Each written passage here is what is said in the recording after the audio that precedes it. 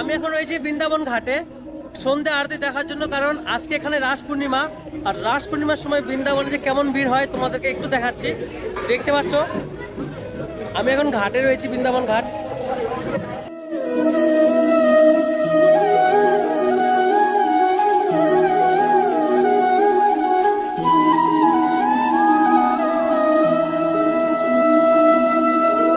এই যে এখানে আরতি তৈরি হচ্ছে, নিচে দেখতে পাচ্ছ ঘাটে। এই যে আমরা উপরে বসে আছি।